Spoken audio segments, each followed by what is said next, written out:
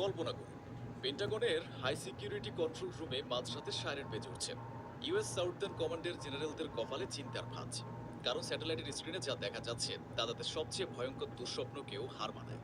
এই খবরের ধাক্কাতেই বিশ্বের একমাত্র সুপার পাওয়ার, যাদের সামরিক বাজেট পরের 10টি দেশের সম্মিলিত বাজেটের চেয়েও বেশি, সেই আমেরিকার প্রেসিডেন্টকে আজ মাঝরাতে হোয়াইট হাউসের নিচে থাকা প্রেসিডেন্সিয়াল ইমার্জেন্সি অপারেশন সেন্টারে প্রবেশ করতে হচ্ছে। পেন্টাগনের সর্বোচ্চ সতর্কতা জারি করা হয়েছে এবং ওয়াল স্ট্রিটের ট্রেডিং সার্ভারগুলো অজ্ঞাত কারণে অফলাইন করে দেওয়া হয়েছে। বিশ্বের সবচেয়ে শক্তিশালী নৌবাহিনী, যারা 7 সমুদ্র শাসন করে, তারা আজ নিজেদের বাড়ির উঠোন ক্যারিবিয়ান সাগরে নিজেদের জাহাজ পাঠাতে ভয় পাচ্ছে। প্রশ্নটা হলো কেন? কোন অকল্পনীয় অস্ত্র সিআইএ এবং পেন্টাগনের বিলিয়ন ডলারের নজরদারি নেটওয়ার্ককে ফাঁকি দিয়ে ফ্লোরিডার মাত্র কয়েকশো কিলোমিটার দূরে পৌঁছে গেছে, যা একটি পারমাণবিক সুপার পাওয়ারকে এভাবে নিজেদের খোলসের ভেতরে লুকাতে বাধ্য করছে? এটি কোনো পারমাণবিক সাবমেরিন বা রাশিয়ার পাঠানো নৌবহর নয়। এর উত্তর আরও অনেক বেশি সূক্ষ্ম এবং ভয়ঙ্কর।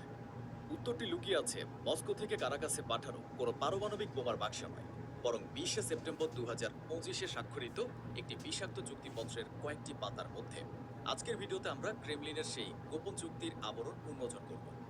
আমরা জানব কেন ক্যারিবিয়ান সাগর হঠাৎ করেই মার্কিন নেভির জন্য একটি ডেথ জোনে পরিণত হয়েছে, পুতিনের সেই ভয়ঙ্কর ক্যারিবিয়ান গ্যাম্বিট ঠিক কবে সক্রিয় হতে চলেছে, এবং সবচেয়ে গুরুত্বপূর্ণ প্রশ্ন, ভেনেজুয়েলার সাধারণ দেখতে সু-30 যুদ্ধবিমানগুলোতে এমন কি গোপন প্রযুক্তি যোগ করা হয়েছে যা একটি বোতাম চাপার সাথে সাথে আমেরিকার গর্ব একটি আস্ত এয়ারক্রাফট ক্যারিয়ারকে চিরদিনের জন্য আটলান্টিকের গভীরে ডুবিয়ে দেওয়ার ক্ষমতা রাখে।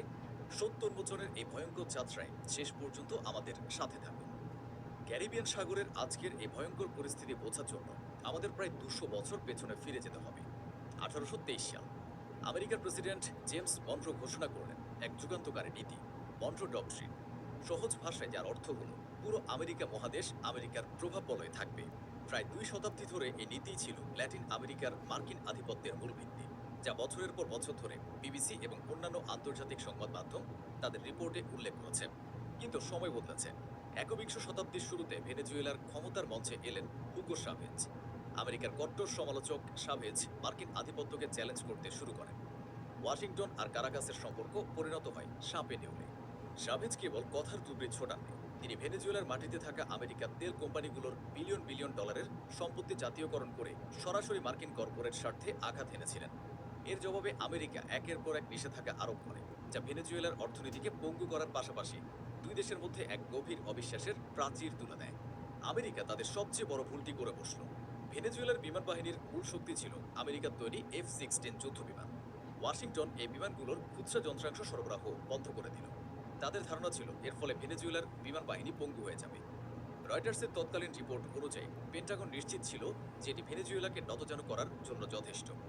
কিন্তু এই পদক্ষেপ ভেনেজুয়েলাকে পঙ্গু করার বদলে তাদের ঠেলে দিল আমেরিকার সবচেয়ে বড় প্রতিপক্ষের দিকে, রাশিয়া। ভ্লাদিমির পুতিন, এই ধূর্ত চেস মাস্টার, আমেরিকার এই ভুলের সুযোগটি খুঁজছিলেন। 2006 সাল হুগো শাভেজ মস্কো সফর করলেন এবং $2.2 বিলিয়ন একটি বিশাল সামরিক চুক্তি স্বাক্ষর করলেন। এই চুক্তির অধীনে ভেনেজুয়েলার হাতে এলো রাশিয়ার অন্যতম সেরা মাল্টি রোল ফাইটার জেট 24টি সুখোই Su-30 MKI। আমেরিকা যা ভেবেছিল তাদের তুরুপের তাস, সেটাই বুমেরাং হয়ে গেল। তারা নিজেদের অজান্তে ক্যারিবিয়ান দাবার বোর্ডে পুতিনের জন্য সবচেয়ে শক্তিশালী গুটিটি বসানোর সুযোগ করে দিল। বাইরে থেকে দেখতে Su-30 হয়তো অন্য যে কোনো ফাইটার জেটের মতোই, কিন্তু এর ভেতরে লুকিয়ে আছে এক সত্যিকারের শিকারী। জেন্স ডিফেন্স উইকলির মতো প্রতিষ্ঠিত সামরিক ম্যাগাজিন একে ফ্লাইং সুইস আর্মি নাইফ হিসেবে বর্ণনা করে। এটি একই সাথে আকাশে, মাটিতে এবং সমুদ্রে সমানভাবে ভয়ঙ্কর।